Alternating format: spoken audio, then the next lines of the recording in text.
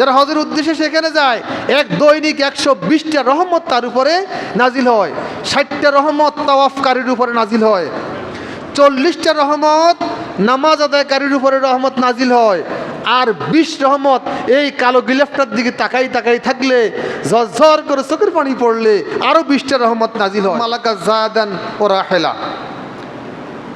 যে ব্যক্তি পথের খরচ দেওয়ার সক্ষমতা যার আছে, শারীরিক সুস্থতাও আছে, যেটা তুবাল্লেগুহু ইলাল বাইতুল্লাহিল হারাম, তুবাল্লেগু ইলা বাইতুল্লাহ, যেই সক্ষমতাটা, আর্থিক সক্ষমতা তাকে কাবাগর পর্যন্ত নিতে পারত, এরকম অর্থ সম্পদ যার কি আছে, অলাম ইয়াহুজ্জা, কিন্তু সে হজ করে নাই।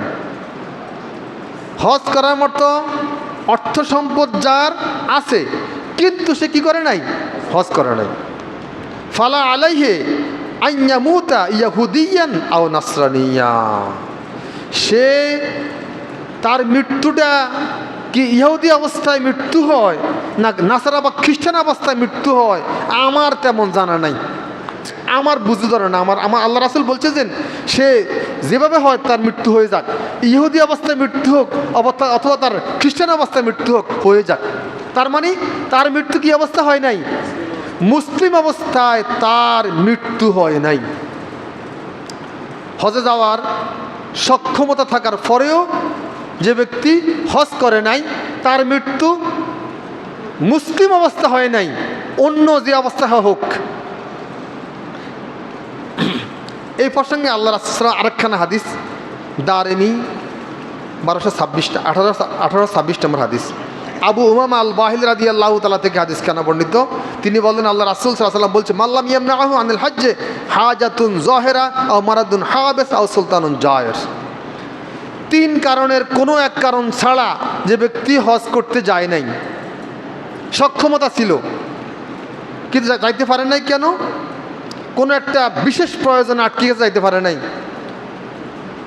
অথবা এমন রোগ হয়েছে যাইতে পারে নাই, অথবা অত্যাচারী শাসক যাইতে দেয় নাই, এই ধরনের কোনো কারণ ছাড়া যে ব্যক্তি হজ করে নাই, এই সমস্ত কারণে আটকে গেলে ভিন্ন কথা, আল্লাহ মাফ করবে।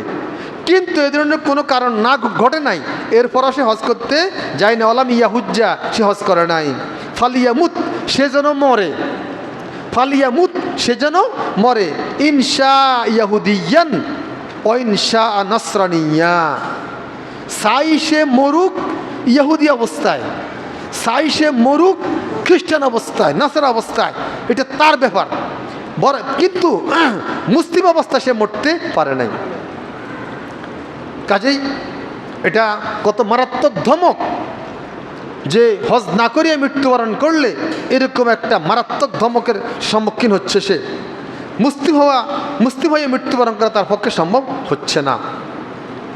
এই জন্য চেষ্টা করা দরকার, আল্লাহ রাব্বুল আলামিন যাদের তৌফিক দিয়েছেন তারা যেন হজ করে ফেলে। ফায়দাও আছে,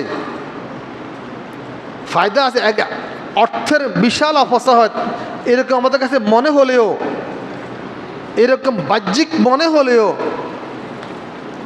আল্লাহ রাসূল সাল্লাল্লাহু আলাইহি সাল্লাম বলছেন যে না, খালেস নিয়তে আল্লাহর সন্তুষ্টির জন্য হজ করলে দারিদ্রতা থাকে না, গুনাহ থাকে না, দারিদ্রতাও থাকে না। এই প্রসঙ্গে আল্লাহ রাসূল সাল্লাল্লাহু আলাইহি ওয়াসাল্লাম হাদিস আমরা শুনি, হাদিস খানা সহিহ বুখারী না,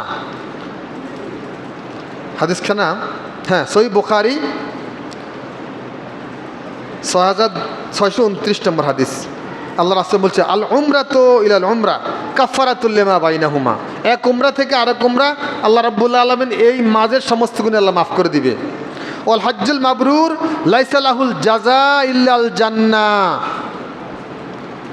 কয় যার হজটা কবুল হয়ে গেছে, যার হজ কবুল হয়ে গেছে তার প্রতিদান জান্নাত ছাড়া অন্য কিছুই নয়। আল হজ্জুল মাবরুর লাইসা লাহুল জাযা ইল্লাল জান্নাহ, যার হজটা আল্লাহর পক্ষ থেকে কি হয়ে গেছে, যার হজ কবুল হয়, এই হজকে বলা হয় হজ্জে মাবরুর। বলেন হজ্জে মাবরুর, যার হজ কবুল হয় এই হজটার নাম কি? হজ্জে মাবরুর। যে হজ কবুল হয় এই হজের নাম হজ্জে মাবরুর। কখন হজ কবুল হয় এটা একটু ইঙ্গিত দিয়ে দিই। হালাল টাকা হজ করতে যাওয়া, হালাল টাকায় হজ করতে যাওয়া। 2, হজ করে আসার পরে আর কোনো গুনাতে সে আর লিপ্ত হয় না। রাজনৈতিক হজ না, রাজনৈতিক হজ তো চলছে প্রতি বছর বছর। রাজনৈতিক হজ বুঝেন তো, হজ করে আসে আবার আগের মতো অনৈতিক কর্মকাণ্ডে লিপ্ত হয়ে যায়। এগুলো অনেক রাজনৈতিক নেতারাও করে, আল্লাহ সন্তুষ্টির জন্য না। এগুলো হলো রাজনৈতিক হজ, নামের আগে হাজি সাহেব থাকবে এরকম না। আল্লাহর সন্তুষ্টির জন্য যাবে, হজ করে আসার পরে আর কোনো গুনায় সে স্বইচ্ছায় লিপ্ত হবে না।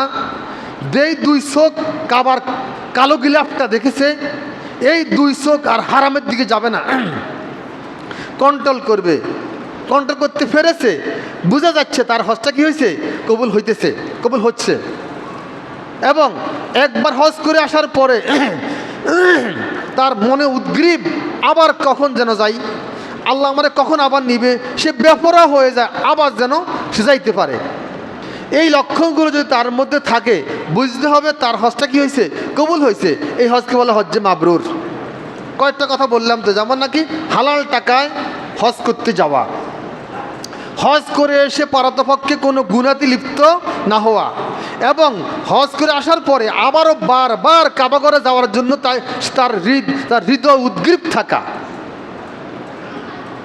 এইরকম যদি মনের আবেগ তৈরি হয়, বুঝতে হবে তার হজটা কবুল, এবং এই হজের নাম হজ্জে মাবরুর।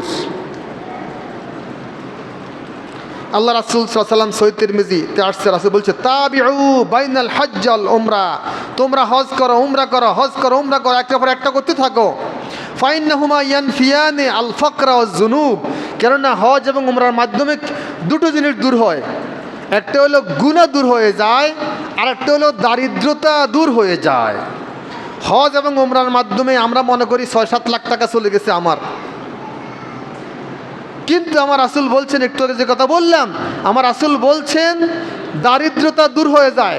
এই 7 লক্ষ টাকা খরচ করলে পরে 8 লাখ খরচ করলে পরে আল্লাহ রাব্বুল আলামিন অন্য অনেক লাইন দিয়া, অনেক ওয়েতে তোমাকে আল্লাহ রাব্বুল আলামিন সামর্থ্যবান অর্থ সম্পদ করে দিবে, তুমি টেরও পাইবে না।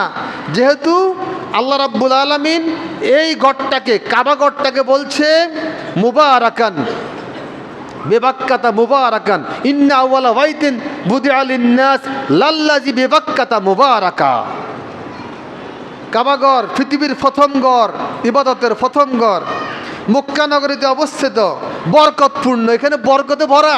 যারা হজের উদ্দেশ্যে সেখানে যায়, এক দৈনিক 120টা রহমত তার উপরে নাজিল হয়, 60টা রহমত তাওয়াফকারীর উপরে নাজিল হয়, 40টা রহমত নামাজ আদায়কারীর উপরে রহমত নাজিল হয়, আর 20 রহমত এই কালো গিলাফটার দিকে তাকাই থাকলে, ঝরঝর করে চোখের পানি পড়লে আরও 20টা রহমত নাজিল। কতটা রহমত নাজিল হয়?